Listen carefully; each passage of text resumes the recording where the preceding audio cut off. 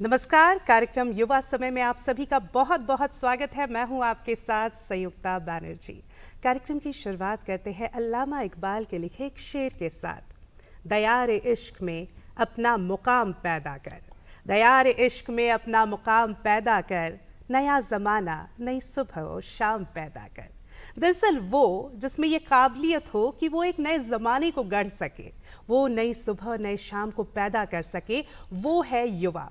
और ये तो ज़माना ही युवाओं का है, क्योंकि स्टैटिस्टिक्स की माने तो भी जो जनसंख्या है वो युवाओं की ज़्यादा है। तो है ना युवा समय, और युवा समय में हर बार की तरह इस बार भी गीत होगा, संगीत होगा और भी बहुत कुछ होगा, और साथ ही एक शख्सियत जिससे हम आपकी मुलाकात कराएंगे, उनसे रूबरू होंगे और जानेंगे उनके सफ़र के बारे में। और आज ये शख्सियत जो हमारे साथ है वो है श्रुति सिंह। श्रुति थिएटर आर्टिस्ट है, फिल्मों में भी एडी यानी असिस्टेंट डायरेक्टर और असिस्टेंट कास्टिंग डायरेक्टर के रूप में आप काम कर चुकी हैं, और भी उनके बारे में बहुत कुछ है बताने को, जानने को। लेकिन उससे भी महत्वपूर्ण एक बात ज़रूर मैं यहाँ पे जिसका जिक्र करना चाहूँ, श्रुति सिंह को हाल ही में बिस्मिल्लाह खान युवा पुरस्कार, राष्ट्रीय पुरस्कार जो है उससे नवाजा गया अभिनय के क्षेत्र में। और आपको जानकर वाकई में गर्व होगा कि पूरे भारतवर्ष में 3 लोगों को ये पुरस्कार दिए गए, उसमें से एक मध्य प्रदेश की हमारी श्रुति सिंह। वाकई में गौरवान्वित करने वाली ये बात है। और जब ये पुरस्कार मिलता है तो NSD national school of drama में आपको अभिनय करके दिखाना भी पड़ता है। जिस विधा में आपको पुरस्कार मिला है तो श्रुति ने वो भी किया। तो वाकई में ये जो आज की पूरी चर्चा होने वाली है श्रुति सिंह के साथ, उनके सफ़र को जानने की, वो बहुत दिलचस्प होने वाली है। बहुत बहुत स्वागत श्रुति आपका हमारे इस कार्यक्रम में। श्रुति, सबसे पहले क्योंकि जिक्र हम कर रहे हैं बिस्मिल्लाह खान युवा पुरस्कार का, और वो एक सेटिस्फैक्शन, क्योंकि बहुत आसान नहीं होता थिएटर जैसे क्षेत्र में कदम रखना। और बचपन में कहते भी है ना कि पढ़ोगे लिखोगे तो बनोगे नवाब, खेलोगे कूदोगे या दूसरी विधाओं में जाओगे तो फिर आप हो जाओगे खराब। तो ये तो हमेशा एक टैग लगा ही रहता है, और ऐसे में बहुत अपॉर्चुनिटीज़ कई बार दूसरे विधाओं में जाने की नहीं मिल पाती। आपकी अगर हम बात करें तो क्या आपके लिए ये सफ़र बहुत मुश्किल था या आसान बनाया आपके साथियों ने, आपके माता पिता ने, आपके परिवार ने? किस तरह से सफ़र की शुरुआत? सबसे पहले तो मुझे आमंत्रित करने के लिए धन्यवाद, और आपको भी धन्यवाद। शुरू करते हैं मेरे बचपन की जर्नी से। जी। तो क्योंकि मेरे घर में कला फील्ड से रिलेटेड कोई भी नहीं है, तो मैं अकेली व्यक्ति हूँ जो अपने घर से कला के क्षेत्र में जिसने रुचि रखी। तो और मैं हमेशा से छोटे से ही बहुत शाय नेचर की थी, बहुत शर्मीली थी, कम बात करती थी। तो मेरे बहुत ज़्यादा फ्रेंड्स नहीं थे, और मैं घर पे ही ज़्यादातर टीवी देखती होती थी।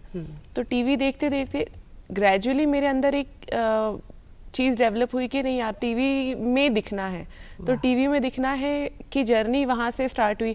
कोई भी गाना चल रहा है, कोई भी डायलॉग है, वो मैं रिपीट कर रही हूँ आईने के सामने देख के। कोई गाना चल रहा है, उस पर डांस कर रही हूँ, वो गुनगुना रही हूँ। तो वो चीज़ मेरी मदर ने सबसे पहले आइडेंटिफाई करी कि नहीं, इस बच्चे का इंटरेस्ट कला की क्षेत्र में है। तो वहाँ से उन्होंने मुझे मैं बुरा भी गा रही हूँ, अच्छा नहीं भी कर रही हूँ, तो अप्रिशिएट करना, नहीं बहुत अच्छा किया, अरे उनकी फ्रेंड्स आई हैं तो गा के सुनाओ, ये बहुत अच्छा डांस करती है। इस तरह से उन्होंने। लगभग कितनी उम्र रही होगी उस वक्त आपकी? शायद 6-7 साल हार्डली। हाँ, और उसके बाद से ही टीवी में देखते देखते खुद को टीवी में देखने की एक जो ललक होती है, हाँ ललक भी कह सकते हैं, और एक इच्छा जो ग्रेजुअली मेरे अंदर डेवलप हुई, वो मेरी मदर ने उसको आइडेंटिफाई करा और उस पर मुझे कंटिन्यूस वर्क किया। जैसे क्योंकि मेरे घर में कला के क्षेत्र से कोई भी नहीं है, तो मेरी मदर का लेकिन इंटरेस्ट मेरे में देखने के बाद में वो गर्मियों की छुट्टी में हर साल मुझसे कुछ नया सीखने के लिए भेजती थी, लेकर जाती थी। चाहे वो डांस हो, मैंने थोड़ा सा कथक सीखा है, थोड़ा सा भरतनाट्यम सीखा है, थोड़ा सा कैलीग्राफी सीखी है, मैं बैडमिंटन, बास्केटबॉल, सारा कुछ मैंने मतलब थोड़ा थोड़ा jack of all we can say. Yes, you can say. और एक तरह से कहा भी जाता है ना कि master in none and jack of all, या master in one and jack of none.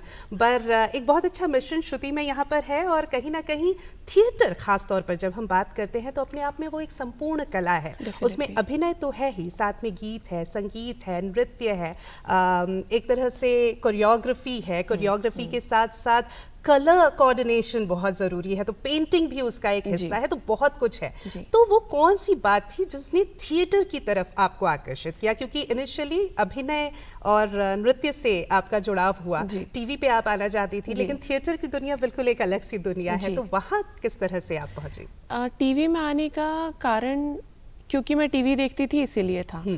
Theatre world मेरे लिए बहुत नया था क्योंकि मेरे आसपास मेरे गांव से कहीं से भी कोई भी व्यक्ति थिएटर में नहीं था, तो उस चीज़ से मैं अनअवेयर थी।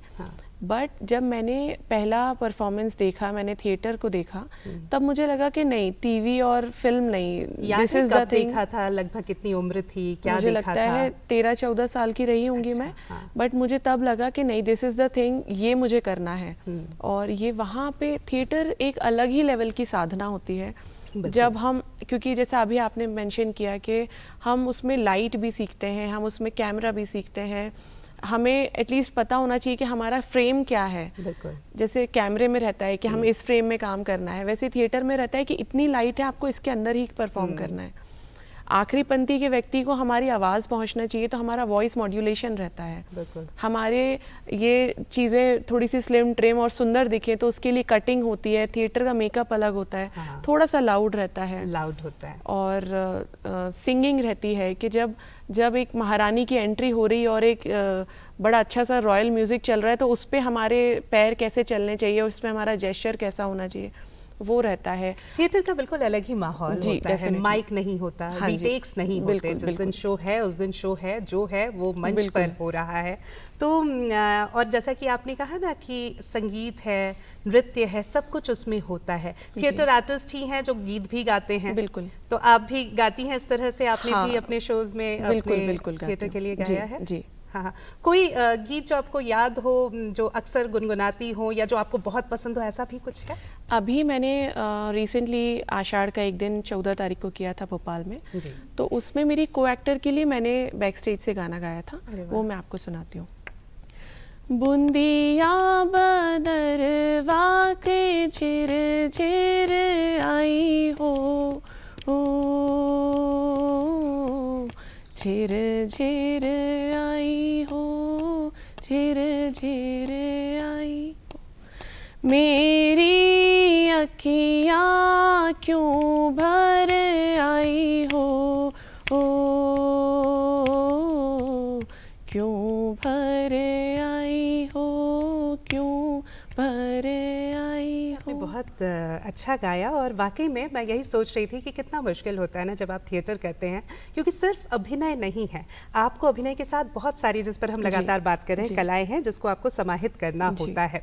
अच्छा, थिएटर के लिए फिर मैं थोड़ा फ्लैशबैक में जाना चाहूँगी। आपने बताया किस तरह से जर्नी शुरू हुई, आप आई, लेकिन एक हमेशा कहा जाता है, खासकर जब हम छोटे थे तो हमारे साथ के जो लोग थे जो क्लासेस बंक करना पसंद करते थे, बहुत ज़्यादा पढ़ाई लिखाई नहीं करना पसंद करते थे, वो खट से थिएटर के लिए चले जाते थे। तो हमारे दिमाग में एक परसेप्शन ये था, और अभी भी बहुत लोगों में ये परसेप्शन है कि थिएटर में जो लोग आए हैं वो पढ़ने लिखने से उनका उतना लेना देना नहीं रहा है। आपके केस में सच्चाई क्या है? मेरे केस में सच्चाई ये है, क्योंकि मैं एक ऑफिसर्स फैमिली से हूँ, सारे मेरे फैमिली में सभी लोग गवर्नमेंट एम्प्लॉयज़ हैं, तो मेरे फादर का एक ही कहना था कि आपको अगर थिएटर में या किसी भी फील्ड में आपको जाना है तो बेयर मिनिमम आपको ग्रेजुएट तो होना ही है, उससे पहले तो नहीं चलेगा। तो मैं ये करती थी कि मैंने इलेक्ट्रिकल और इलेक्ट्रॉनिक्स में इंजीनियरिंग की है और MBA किया है मैंने ह्यूमन रिसोर्सेज में।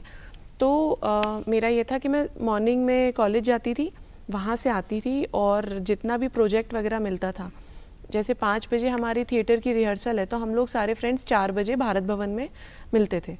तो सारे लोग उसमें मेरा प्रोजेक्ट कंप्लीट कर रहे होते थे, एक एक दो दो पेज सबको दे देती थी मैं, उसमें हैंडराइटिंग बहुत अलग अलग मेरे प्रोजेक्ट्स में आती थी, और एक एक दो दो लाइन्स, एक एक दो दो पेज सारे लोग लिखने के बाद में मेरा जैसे ही प्रोजेक्ट कंप्लीट हुआ उसके बाद हम थिएटर की प्रैक्टिस शुरू करते थे। वाह, तो इस तरह से पढ़ाई, हम यहाँ पे वर्क लाइफ बैलेंस की बात करते हैं, इन्होंने education, school life, college life and theatre balance इस तरह से मेंटेन किया। इससे पहले बहुत सुंदर सा गीत भी आपने सुनाया, और गीत संगीत जिस तरह से थिएटर का अभिन्न अंग है, हम सबकी ज़िंदगी का भी अभिन्न अंग है। तो अब हम अपने अगले सेगमेंट मिले सुर की तरफ चलते हैं और कुछ गीत संगीत हो जाए।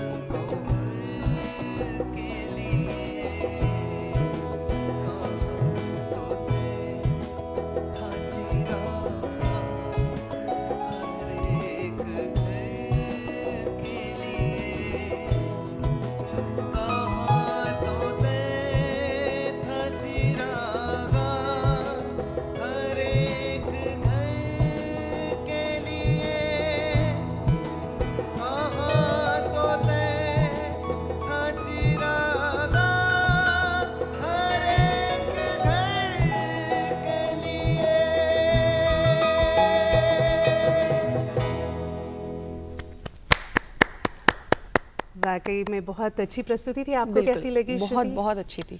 बिल्कुल। तो इस तरह की कुछ और प्रस्तुतियाँ इस पूरे कार्यक्रम के दौरान होंगी, लेकिन आज हमारे साथ श्रुति सिंह हैं जिनसे हम बातचीत के सिलसिले को जारी रखे हुए हैं। तो श्रुति, हम आपके इस पूरे सफ़र के बारे में थोड़ा और जानना चाहेंगे। आपने बताया कि आपने पहला जब थिएटर देखा तब आप आकर्षित हुई कि हाँ थिएटर है, इसमें मुझे जाना है। आपका फर्स्ट परफॉर्मेंस क्या था एज अ थिएटर आर्टिस्ट? आपकी एंट्री किस तरह से हुई? कितना मुश्किल था, कितना आसान था? मुश्किल डेफिनेटली था, क्योंकि जैसे मैंने बताया कि कोई बैकग्राउंड नहीं था, तो पता नहीं था कि कहाँ से शुरुआत करनी है, किससे मिलना है, थिएटर वाले कहाँ बैठते हैं। तो ऐसे करके रविंद्र भवन, भारत भवन के खूब चक्कर लगाने के बाद में मैंने यंग्स थिएटर ज्वाइन किया। और यंग्स थिएटर के बैनर के अंडर मैंने पहला प्ले किया था मंजी, जो कि एक रेप विक्टिम के ऊपर था। तो उसमें, और जैसे कि क्योंकि मैं खुद भी यंग थी, ऑलमोस्ट रही होंगी 15 या 16 इयर्स की, तो जाते ही एक परसेप्शन होता है कि यार मैं यंग हूँ, मैं तो जो भी यंग कैरेक्टर होगा वो करूँगी और लीड करूँगी मैं। बट ऐसा नहीं हुआ। मैंने जो रेप विक्टिम थी उसकी माँ का कैरेक्टर किया। तो पहली बार में जब मुझे बोला गया कि नहीं आप माँ का रोल करना है आपको, तो मैं बहुत डिसअपॉइंट हो गई कि यार मैं क्या माँ जैसी दिख रही हूँ क्या, ऐसे क्यों कर रहे हैं माँ का। बट यही थिएटर की ब्यूटी है कि एक 70 साल के व्यक्ति को एक यंग कैरेक्टर करवा दिया जाता है, और एक यंग व्यक्ति को 70 साल के व्यक्ति का कैरेक्टर करवा दिया जाता है। तो ठीक है, मुझे लगा अच्छा ठीक है, मैं ओके करा मैंने। फिर जब मैंने वहाँ के काफ़ी सारे वर्कशॉप्स अटेंड किए, क्लासेस अटेंड की, देन ग्रेजुअली मुझे समझ में आया कि ओके दिस इज़ थिएटर। आपको यहाँ पे पेशेंस जो है, थिएटर और पेशेंस एक ही साथ, एक ही तरफ चलते हैं। क्योंकि शुरू में शायद 6-8 महीने मैं जाती रही और मुझे पूछा भी नहीं गया कि आप क्यों आ रही हैं और आप क्या करना चाह रहे हो, थिएटर करना चाह रहे हो, डायरेक्शन करना चाह रहे हो, आप क्यों आ रहे हो, ठीक है आप आ रहे हो, आप आके बैठो। देन बाहर के जो जितने मेरे सीनियर्स आते थे या जो मेरे से पहले से जुड़े हुए हैं, उनकी चप्पलें पड़ी होती थी बाहर।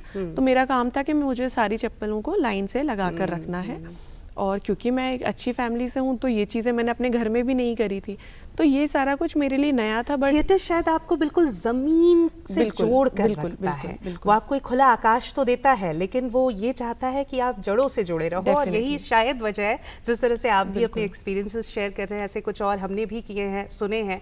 तो आपकी जड़ें हमेशा ज़मीन से जुड़ी हुई हो, ये बहुत ज़रूरी है और थिएटर हमें ये सिखाता है। पहले गुरु कौन थे श्रुति आपके? सरफराज हसन जी।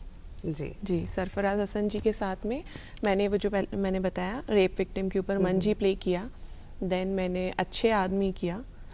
और अच्छे आदमी यानी राकेश जोशी जी का बहुत अच्छी कहानियाँ लिखते हैं, शॉर्ट स्टोरीज के लिए बहुत लिखते हैं, कविताएं लिखते हैं और राष्ट्रीय स्तर के वो कवि हैं। तो अच्छा एक्सपीरियंस सभी उसमें कभी कोई ऐसा भी एक्सपीरियंस है जहाँ पर आप अभिनय कर रहे हो और सामने दर्शक नहीं है, दर्शक दीर्घा बिल्कुल खाली है? क्योंकि थिएटर की जान तो दर्शक है, दर्शकों की तालियां है, उनका अप्रिसिएशन है। कभी ऐसा भी हुआ? हाँ, ऐसा एक बार नहीं 2-3 बार हुआ है कि जब क्योंकि नए नए थे तो क्यूरियोसिटी थी कि कितने लोग आए, कौन आया है देखने के लिए, तो विंग्स में से हल्का सा झांक कर देखते थे। तब देखा तो 8-10 लोग बैठे हैं या 5 लोग बैठे हैं। तो तब सर ने बोला कि अगर एक भी, मैंने कहा सर प्ले करेंगे हम, इतने कम लोग हैं या वेट करेंगे? उन्होंने बोला नहीं, अगर एक भी ऑडियंस में एक भी व्यक्ति बैठा है तो हम उसी एनर्जी के साथ में नाटक परफॉर्म करेंगे। तो ये सारी चीज़ें भी सीखने वाली हैं कि हाँ, और उतनी ही एनर्जी, उतनी ही जान लगाकर आपको परफॉर्म करना है। तो ये था। अच्छा, चूँकि बचपन से अभिनय का एक तरह से हम कहें तो सपना आपने देखा, फिर थिएटर से जुड़ना चाहा, थिएटर से जुड़ी, तो क्या क्या कल्पनाएं थी, परिकल्पना आपकी क्या थी और कहाँ तक वो सपने साकार हुए हैं? आज क्या लगता है जब मुड़ के देखती है? एक्टिंग नहीं बोल सकते हैं, मैं क्या कह सकते हैं, एक अनसेटिस्फाइड सोल। मुझे ये भी करना है, मुझे ये भी करना है, मुझे बहुत सारी चीज़ें करनी है और मैं क्या क्या कर लूँ। और घर की बाउंडेशंस भी हैं कि नहीं पढ़ाई नहीं उसको डिस्टर्ब बिना किए, और घर पे समय भी देना है। तो उसके चलते मैंने थोड़ा थोड़ा बहुत कुछ किया। फिर मुझे समझ में आया कि नहीं, थिएटर ही करना है, क्योंकि थिएटर एक कंप्लीट एक्टर, अगर आपको थिएटर में कंप्लीट एक्टर बनना है तो उसके लिए आपको लाइट, साउंड, आपको मेकअप, आपको कॉस्ट्यूम, हर चीज़ की नॉलेज होना चाहिए। तो मुझे समझ में आया कि नहीं, यही चीज़ है, क्योंकि ये चीज़ मेरे सारे एस्पेक्ट्स को फुलफिल कर रही है। तो आप एक डायरेक्टर भी बनना चाह रही थी, आप एक कॉस्ट्यूम डिजाइनर भी मैं एक्सप्लोर कर रही थी कि मैं एग्जैक्टली क्या चाह रही हूँ।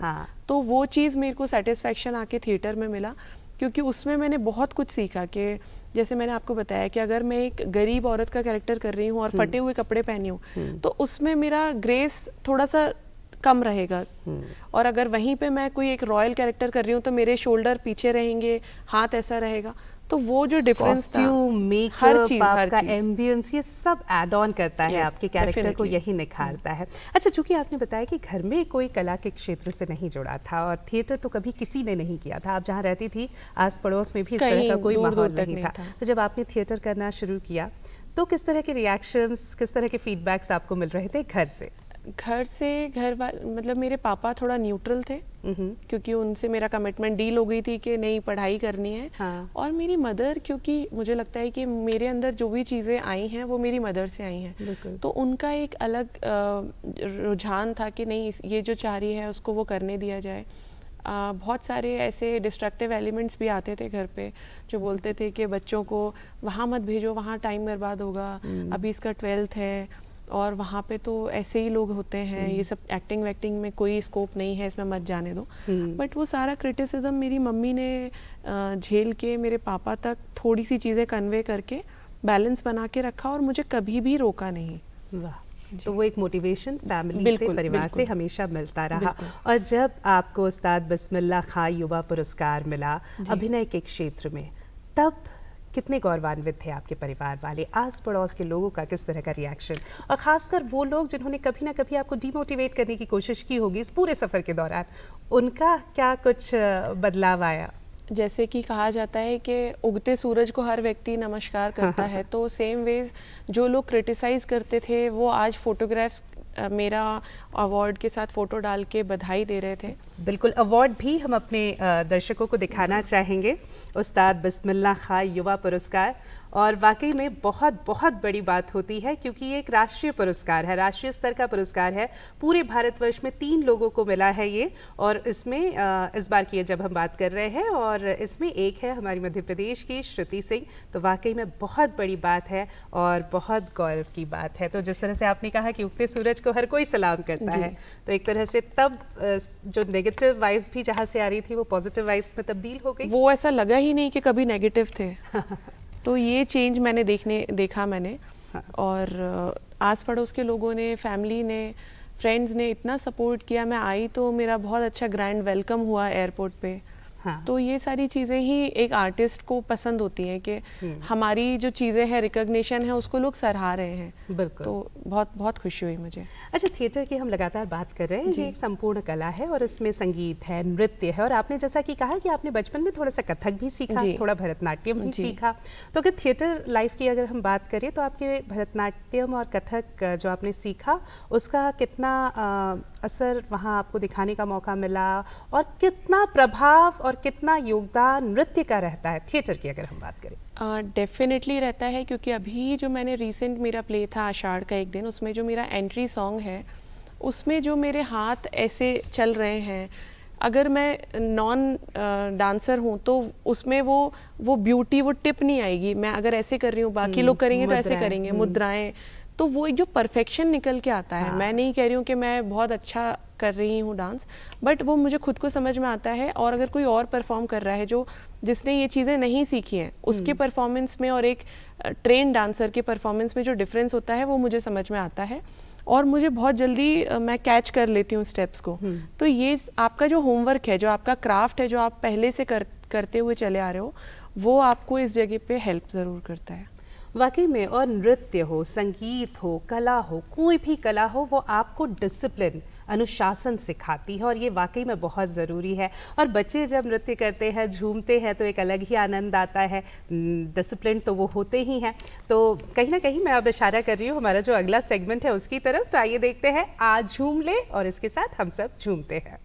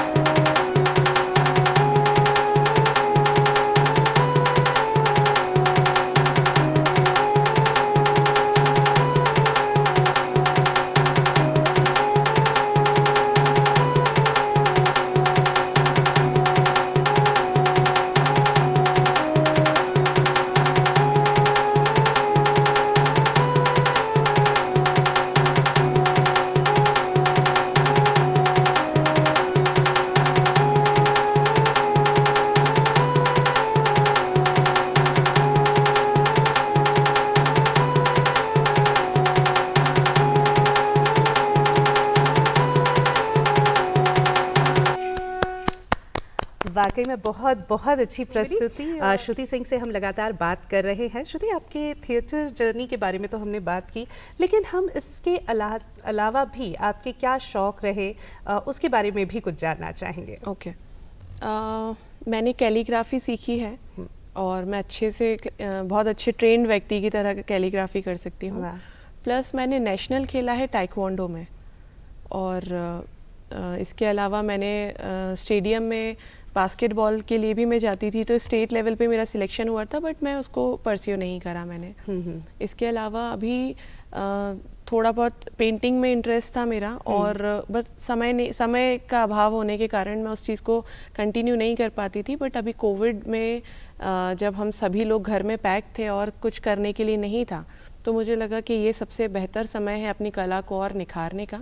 तो उस ड्यूरेशन में मैंने अप्रॉक्सीमेटली 200 से ज़्यादा पेंटिंग्स बनाई और अपने घर में एक प्रॉपर रूम बनवा के उसको डिस्प्ले किया हुआ है। वाह, बहुत बढ़िया। अच्छा, थिएटर को ना सीढ़ी माना जाता है फिल्मों की। फिल्मी जगत में किसी को प्रवेश करना हो, वो ऑलरेडी एक थिएटर आर्टिस्ट हो जी, तो उनके लिए थोड़ा आसान भी होता है, और कहते हैं कि अगला सपना शायद फिल्मों का ही होगा। तो आप फिल्मों की तरफ, क्योंकि फिल्मों में आपने as an AD, assistant director, as an assistant casting director तो काम किया है, अभिनय भी किया है, या उसका भी लक्ष्य है आपका?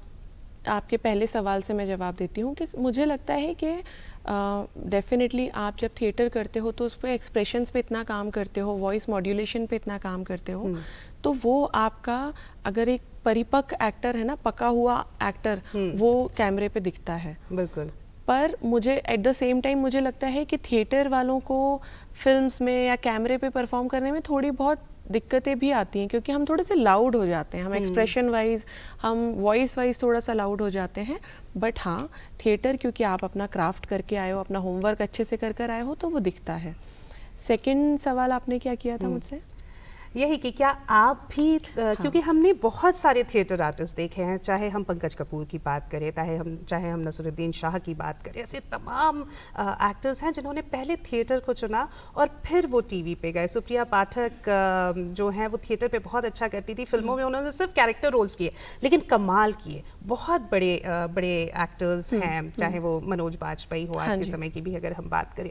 तो ऐसे में आपका भी सपना है कि आप फिल्मों में करेंगी, या आपने क्या किया भी है? क्योंकि राजनीति, आरक्षण इन फिल्मों में भी मैंने सुना है आप इनसे भी जुड़ी रही हैं। हाँ, मेरी फर्स्ट फिल्म थी पीपली लाइव, जिसमें मैंने एक रिपोर्टर का रोल किया था, और उस टाइम पे लगता था कि नहीं, कैमरा भी सीख लें, कैमरे पे अपीयरेंस भी होना चाहिए। तो सारी चीज़ें जो जिज्ञासु प्रवृत्ति है मेरी, उसके चलते मैंने फिल्म्स भी करी हैं और छोटे छोटे कुछ कैरेक्टर्स किए हैं। बट मुझे जो मैंने अगेन सेटिस्फैक्शन नहीं मिलता था, मुझे लगता था नहीं, ये लाइन मेरी नहीं है, मुझे थिएटर ही करना है। इतना रीटेक और ये हम जो हैं, हम अपना क्राफ्ट करके हम लाइव परफॉर्म करेंगे। तो बहुत ज़्यादा मैं इस तरफ नहीं गई, बॉलीवुड और टीवी सीरियल्स की तरफ। बिल्कुल। अच्छा, जब भी हम रंगमंच की बात करते हैं ना, तो कहानियों का रंगमंच तो होता ही है, कहानियाँ कही जाती हैं, सुनी जाती हैं, सुनाई जाती हैं। कविताओं का रंगमंच भी होता है क्या? कविताएं भी क्या रंगमंच के द्वारा लोगों तक उसे भी परिलक्षित किया जाता है? हाँ, बिल्कुल किया जाता है। और मुझे ऐसा एग्जैक्टली मैं नाम नहीं बता पाऊंगी, बट ऐसे कई सारे प्लेस भी हैं जिसमें कविता और शेर के माध्यम से ही पूरे डायलॉग्स हैं। तो अभी एक मेरा प्ले है यहूदी की लड़की, उसमें भी अगर ऑलमोस्ट 80 या 90% सारे शेर में ही हमने बात की है, तो वो चीज़ भी रहती है। बिल्कुल। अंधेरे में मुक्तिबोध जी की एक बहुत बड़ी कालजी रचना है, अलकनंदन जी की, तो उस पर भी कई लोगों ने काम किया। आलोक चैटर्जी जी, उन्होंने भी कई इस तरह के कविताओं के प्रदर्शन, एक तरह से प्रस्तुतिकरण की हम बात कहें, संजय मेहता हुए, तो ऐसे कई नाम हैं जिन्होंने कविता को भी रंगमंच पर जीवित किया है। और कविताओं की बात चूंकि यहाँ पर चल रही है, तो एक और हमारा सेगमेंट है आज का कवि, उसकी तरफ अब रुक करते हैं। दूरदर्शन के तमाम दर्शकों को मेरा प्यार भरा नमस्कार। एक छोटा सा गीत आप सभी के समक्ष रखने की कोशिश करती हूँ, एक शिकायत का गीत, और हम सभी के बीच से उठा हुआ ये गीत आप सभी तक पहुँचाने की कोशिश करती हूँ। सुने। गीत आज एक लेकर आई अपनी ही आबादी से, गीत आज एक लेकर आई अपनी ही आबादी से। एक शिकायत है मुझको अपने ही संगी साथी से। गीत आज एक, और इस गीत का पहला बंद निवेदित करती हूँ, सुने कि बचपन की यादों में जाकर आज के दिन को याद करूं।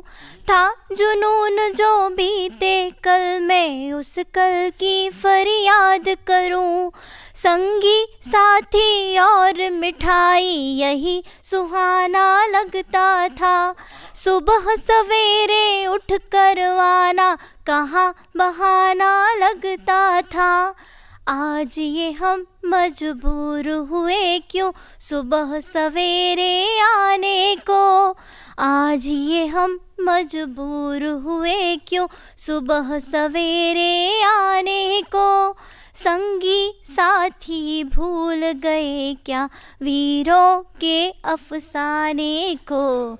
आज तो सोने का दिन है जब सुनती अपने साथी से। आज तो सोने का दिन है जब सुनती अपने साथी से। क्यों न शिकायत हो मुझको फिर अपने संगी साथी से। गीत आज एक, और इस गीत का अगला बंद देखें कि देशभक्ति का जज्बा केवल नारों तक ना सीमित था। देशभक्ति का जज्बा केवल नारों तक ना सीमित था। आचरण में यह शामिल और ये सच में जीवित था। जनगण मन का गान कहीं जब टीवी पर आ जाते थे। दादा दादी बच्चे सारे स्वयं खड़े हो जाते थे। आज बदल देते हैं चैनल देशभक्ति के गाने पर। आज बदल देते हैं चैनल देशभक्ति के गाने पर। नई पीढ़ी क्या सीख रही हम आपके न बचकाने पर। आज बदलते से मिजाज है मेरी ही आबादी से। आज बदलते से मिजाज है मेरी ही आबादी से। क्यों न शिकायत हो मुझको फिर अपने संगी साथी से। गीत आज एक, और इस गीत का आखिरी बंद आप सभी को समर्पित करती हूँ। इस गीत को लिखने की क्यों आवश्यकता हुई तब सुनेगी। ये आज़ादी पाई हमने वीरों की कुर्बानी से। ये आज़ादी पाई हमने माँओं की बलिदानी से।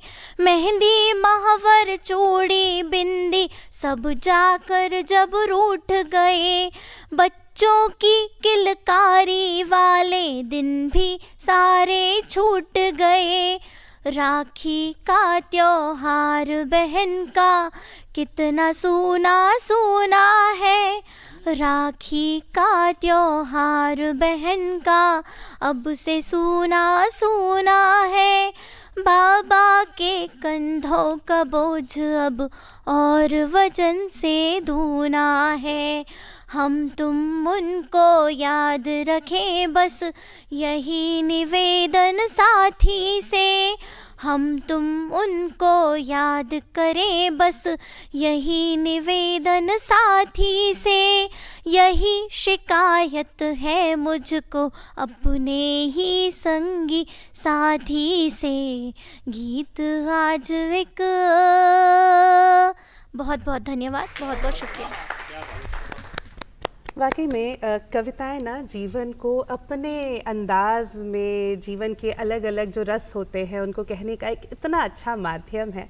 और ऐसी ही अनुभूति इस कविता को सुनकर भी हुई। श्रुति जी से लगातार हम बातचीत के सिलसिले को आगे जारी रख रहे हैं और श्रुति आपसे जानना चाहेंगे एक बहुत बड़ा मुकाम आपने हासिल किया है अभी तक, और लगभग 15 से भी ज़्यादा वर्ष हो गए थिएटर से जुड़े हुए आपको। आगे क्या कुछ सोचा है आपने? और एक बहुत अच्छी बात जो आपने कही है, आई एम अनसैटिस्फाइड सोल, और मुझे लगता है कि अनसैटिस्फाइड होना एक बहुत अच्छा ट्रेट है, क्योंकि आप किसी से भी जब संतुष्ट हो जाते हो ना, तो आप एक कंफर्ट जोन में आ जाते हो कि अब सब पा लिया, अब बस मेरा मुकाम मैंने हासिल कर लिया। लेकिन आपने तो अभी तक मुकाम हासिल नहीं किया, क्योंकि आप अनसैटिस्फाइड सोल है। तो कहाँ कोई लक्ष्य है, कोई मुकाम है? लक्ष्य यही है कि अपने कला के माध्यम से मैं कुछ ऐसे टॉपिक्स उठाऊं, ऐसे मुद्दों पर बात करूं जिससे समाज में कुछ परिवर्तन भी आ सके और हम महिलाओं के, बच्चों के हित में भी काम कर सकें, और एक उनको एंटरटेनमेंट के थ्रू एक मैसेज भी दे सकें। तो यही मेरा ताउम्र मैं थिएटर करने वाली हूँ, जब तक जिंदा हूँ जब तक थिएटर करूँगी, और अलग अलग मुद्दों से, प्लस हम अपने कला के माध्यम से सोसाइटी को क्या दे सकते हैं, यही मेरा लक्ष्य है। बहुत अच्छी बात है, और इस पर भी हम आगे थोड़ी और बातचीत करेंगे। लेकिन एक बार फिर अगर आपके इस थिएटर जर्नी की तरफ रुख करें, तो आपने बताया कि कौन आपके पहले गुरु थे, वो कौन सा कैरेक्टर था जो आपने किया, कौन सा पहला प्ले था। इसके बाद किन किन डायरेक्टर्स के साथ आपने काम किया? कौन कौन से बड़े की तरह से प्ले, या ऐसे प्ले जिनका आपको याद हो कि हाँ, ये बहुत ही एक सशक्त मेरा अभिनय इसमें था? कौन से राइटर्स थे जिनके साथ आपने काम किया? मैंने इसके बाद में नज़ीर कुरैशी जी का कारवां थिएटर ज्वाइन किया था। तो उसमें सबसे पहला जो मेरा नाटक था वो था मत्स्यगंधा, तो वसंत कानेटकर जी का। तो उसका अनुवाद जो है, हिंदी अनुवाद भानुमति सिंह जी ने किया है। तो उसमें मुझे कैरेक्टर के लिए बुलाया था, वो महाभारत बेस्ड प्ले था। तो उसमें मुझे अम्बा के रोल के लिए बुलाया था, जो भीष्म को चैलेंज करती है और उससे बदला लेती है। तो वो कैरेक्टर काफ़ी चैलेंजिंग था, क्योंकि भीष्म अपने आप में एक बड़ी पर्सनैलिटी, बड़ा ग्रेस, और उसको चैलेंज करती हुई कोई लेडी है अगर, तो वो उतना ग्रेसफुल, उतना ताकतवर होना चाहिए। तो मेरा पहला कैरेक्टर वो था कारवां थिएटर के साथ में। उसके बाद में मैंने आषाढ़ का एक दिन प्ले किया, जिसका मैं अभी तक भी, हाँ, मोहन राकेश जी का, उसमें लीड कैरेक्टर मल्लिका का मैंने रोल किया था। एक ऐसी महिला, एक ऐसी स्त्री की कहानी है जो अपने, जिससे वो प्यार करती है, उसके लिए सब जगह से क्रिटिसिज्म झेल रही है, प्लस उसकी प्रतिभाओं को देखते हुए उसे आगे बढ़ने के लिए पुश कर रही है, और खुद सारी चीज़ें सब कुछ झेल रही है, अकेली बैठी हुई है। उसकी मदर भी बोल रही है, सोसाइटी का भी प्रेशर है, बट फिर भी जो हमारे यहाँ की महिलाएं हैं, हमारी सनातन धर्म में जो महिलाएं पाई जाती हैं कि कुछ भी हो जाए, अपनी जड़ों से जुड़े रहना, अपनी संस्कृति को ना छोड़ना, तो वो उसमें उस महिला का जो रोल है वो मेरे फेवरेट्स में से एक है। अच्छा, उस्ताद बिस्मिल्लाह खान युवा पुरस्कार जब आपको मिला, तब भी एक क्राइटेरिया होता है जो शुरू में भी हमने बात की कि national school of drama NSD में आपको एक प्रस्तुति देनी होती है। तो वहाँ पर कौन सा ड्रामा आपने एक्ट किया? वहाँ पे मैंने किया था दुलारी बाई, एक हास्य प्ले था, क्योंकि पहले मुझे लगता था कि मैं थोड़ा सा ना इमोशनल और रोने वाले प्लेज अच्छे से कर सकती हूँ, बट अभी कुछ टाइम पहले ही मैंने अपना कॉमेडी वाला साइड जो है वो भी एक्सप्लोर करना शुरू किया। और उसके मतलब मुझे जो फीडबैक्स थे वो बहुत अच्छे मिले। और इसमें परफॉर्म करना रहता है, बट ये कंपल्शन नहीं रहता, वो डिसाइड करते हैं कि आपको कहाँ परफॉर्म करवाएंगे। मैं लकी थी कि मुझे नेशनल स्कूल ऑफ ड्रामा मिला परफॉर्म करने के लिए, तो वहाँ पे मैंने अपना प्ले दुलारी बाई परफॉर्म किया था। मणि मधुकर जी की बहुत अच्छी ये रचना है, और कहीं ना कहीं ये बताता है कि लालच किस तरह से आपको घेर लेता है और फिर वो आपको नष्ट कर देता है। तो एक बहुत सुंदर, एक बहुत अच्छे संदेश के साथ ये जिसका मंचन आपने NSD में किया। फोक का जिक्र भी होना चाहिए, क्योंकि रंगमंच पर भी फोक म्यूजिक या लोक संगीत जिसे हम कहते हैं वो होता है। फोक पे ड्रामा भी होता है। आपने भी क्या कोई ऐसे शोज किए हैं, ड्रामा किया है जहाँ पर फोक यानी जो लोक कहानी हो, उस तरह का माहौल हो? अच्छे आदमी को ही हमने फोक स्टाइल में किया था, खूब सारे उस तरीके के गाने और उसी तरीके का डांस, उसी तरीके का पहनावा, जैसे चंदा बेनी जी ने जो किया है। हाँ, तो इस तरह से कई बार हमें रंगमंच पर फोक यानी जो लोक है वो देखने को मिलता है हमारे साथ, क्योंकि मध्य प्रदेश का जो लोक परंपरा है वो बहुत बहुत संपन्न है। तो कुछ हमारे साथ भी लोक कलाकार हैं, बुंदेली लोकगीत वो सुनाने वाले हैं, तो आइए उसका भी आनंद उठाते हैं। सुकुमार सिया प्यारे धीरे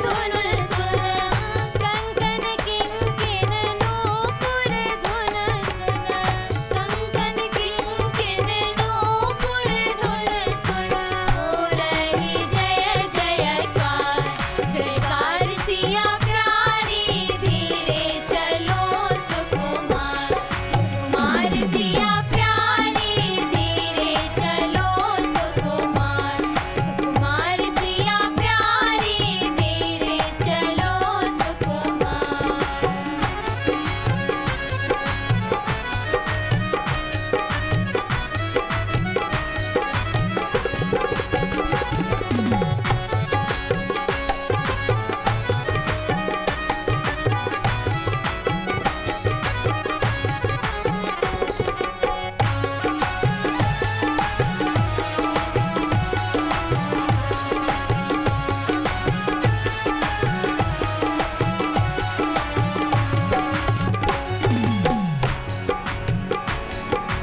राजा जनक की कुंवारी है कन्या, राजा जनक की कुंवारी है कन्या, राजा जनक की कुंवारी है कन्या, राजा जनक की कुंवारी है कन्या।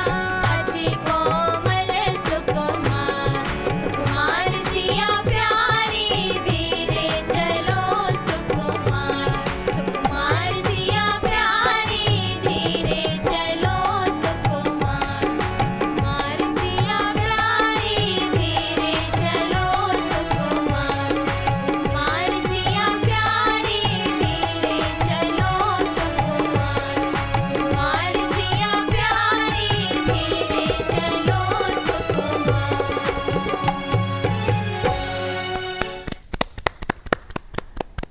बहुत अच्छी बातचीत श्रुति सिंह से हो रही है और बहुत सुंदर लोक गीत भी हमने सुना। श्रुति, अब एक तरह से इस पूरे कार्यक्रम के जो आखिरी पड़ाव पे हम आप पहुँचे और ऐसे में आपने बताया कि आपके लिए आपने क्या लक्ष्य सोचे हुए हैं और किस तरह से एक अनसैटिस्फाइड सोल की जो जर्नी है वो आगे बढ़ रही है, जो कि बहुत ही रोमांचित करती है हम सभी को। ऐसे में बहुत सारे हमारे दर्शक हैं जो शायद थिएटर से जुड़ना चाहते हैं। कई ऐसे युवा हैं जो थिएटर को एज अ करियर परस्यू करना चाहते हैं। कई ऐसे लोग भी होंगे जो अभी तक थिएटर से किसी भी तरह से नहीं जुड़े, लेकिन जब वो ये बातचीत सुनेंगे ना तो वो ये महसूस कर रहे हैं कि अरे मैं ये भी कर सकती हूँ, कर सकता हूँ, मैं ये भी कर सकता हूँ, मैं भी जा सकता हूँ या जा सकती हूँ थिएटर में। उनके लिए क्या कहना चाहेंगे, क्या करना चाहिए? मैं सिर्फ इतना ही कहना चाहती हूँ कि ये एक साधना है, उसको एक प्योर मन से ही आप कर सकते हो और उतना पेशेंस, उतना धैर्य रखकर ही, अगर आप में धैर्य है तो आप थिएटर में आएँ और अगर नहीं है तो उसको डेवलप करें अपने अंदर। और फिर धीरे धीरे धीरे धीरे आप थिएटर करते करते आप खुद इतने परिपक्व हो जाएंगे कि आपको कोई भी ऑडिशन, कोई भी इस तरीके की फिल्म्स या इसको क्रैक करना बहुत ज़्यादा टफ नहीं होगा, बशर्ते आप इसको एक सीढ़ी बनाते हुए इस्तेमाल ना करें। आप जिस जगह पे हैं उस जगह पे 100% दीजिए उस साधना में।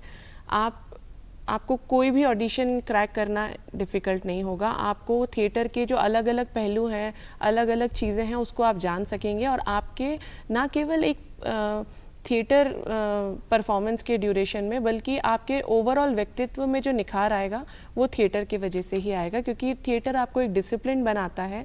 थिएटर आपको चलना, बोलना, कैसे बैठना है, कैसे हमें बात करनी है, किस वॉइस, कितने धीरे कितने तेज़ बात करनी है, वो सारी चीज़ें जब आपको सिखाई जाएंगी तो आप एक ग्रूम्ड पर्सनालिटी बनकर निकल कर आएंगे और वो आपको हर एक थिएटर करने वाले व्यक्ति का अलग अलग एक्सपीरियंस रहता है, सबका एक्सपीरियंस अलग रहता है। तो आप भी जब खुद उसमें डुबकी मारेंगे तो आप समझ पाएंगे कि बहुत अच्छी बात श्रुति आपने कही और वाकई में इब्ने मुक्ति का एक शेर भी है कि कामयाबी के रास्तों की तरफ बीच का रास्ता नहीं होता। तो श्रुति ने जो बात कही ना कि कामयाबी का रास्ता तय करना है तो बीच का रास्ता नहीं, सीढ़ी नहीं, उसमें डूब जाइए, थिएटर में अपने आप को समाहित कर लीजिए और वाकई में आपको वो निखार देगा। थिएटर एक आग का दरिया है जिसमें डूब कर जाना है, तभी आपकी नैया पार हो सकती है। और ऐसे भी जिस तरह से आपने कहा, पर्सनालिटी डेवलपमेंट के लिए भी आजकल थिएटर्स का इस्तेमाल किया जाता है। बड़ी बड़ी कॉर्पोरेट्स, बड़ी बड़ी कंपनीज ये करती हैं, अपने एम्प्लॉयज़ को, अपने स्टूडेंट्स को बड़े बड़े इंस्टीट्यूट्स रोल प्ले, थिएटर ये सब सिखाती है, क्योंकि वो एक तरह से आपको कंप्लीट पर्सनैलिटी, जैसे कि श्रुति ने कहा, वो बनाती है। तो बहुत बहुत शुक्रिया श्रुति, बहुत अच्छी बातचीत आपसे हुई। बहुत बहुत शुक्रिया आपका हमारे साथ जुड़ने के लिए। अगले एपिसोड में फिर आपसे मुलाकात होगी एक नई शख्सियत के साथ, हमारे दूसरे सेगमेंट्स के साथ, गीत के साथ, संगीत के साथ, नृत्य के साथ। तब तक के लिए इजाजत दीजिए। नमस्कार।